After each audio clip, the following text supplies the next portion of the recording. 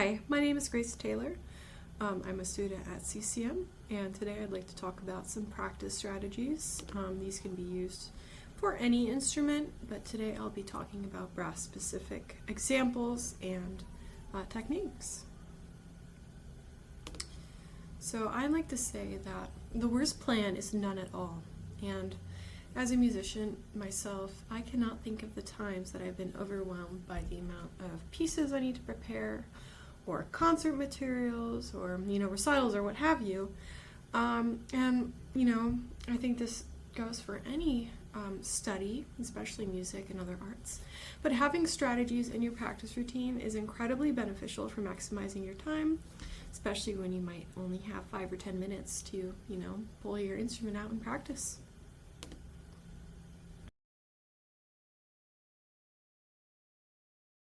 So, sadly, the metronome never lies. When beginning an etude, be sure to start at a slow or even easy tempo and work up the excerpt by a couple clicks. This can be on, 2 to 5 over a couple of days. This is especially beneficial when you're improving speed. Additionally, playing with tuners and drones, or just drones by themselves, can really help you build your inner ear, the skill that we call audiation, and really allows you to hear how your intonation compares to the tuner. So I'll go ahead and give you 2 examples of that.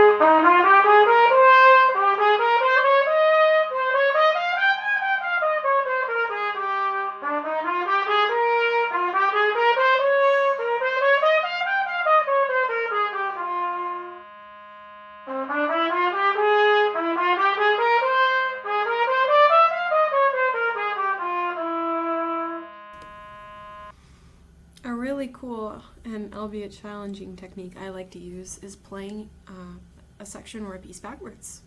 So if you're struggling, just pause for a second and then try to play that same excerpt backwards.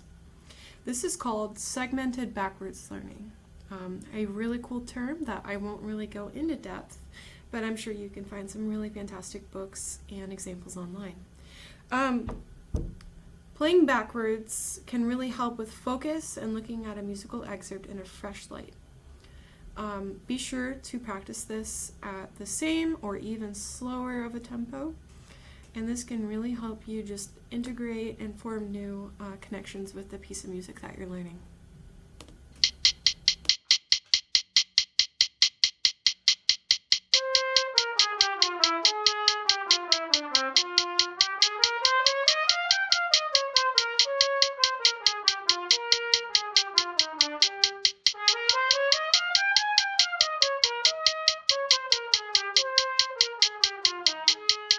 So, how do you eat an elephant?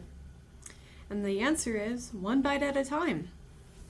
Chunking is when you break down a piece, excerpt, or exercise into small, bite-sized pieces, like an elephant.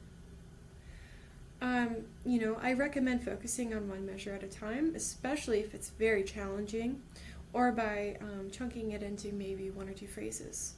Give yourself 5 minutes to perfect 1 or 2 measures before moving on to the next. In the example that I recorded, I do this by slowly focusing on note-to-note examples, practicing with the articulation, slurring, and then moving on to articulation, and then linking it together to other parts of the etude. All right.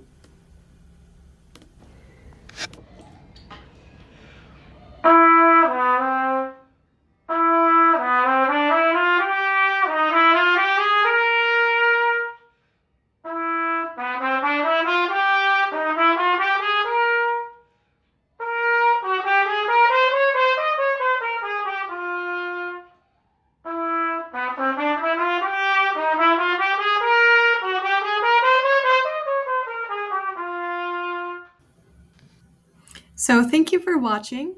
I really hope that you use the techniques mentioned. Those include metronome and drone, playing it backwards, and chunking. I'll go ahead and throw up an excerpt of the etude I was working out of, and that is the 12 etudes for trumpet and horn written by Johannes Brahms. Thank you.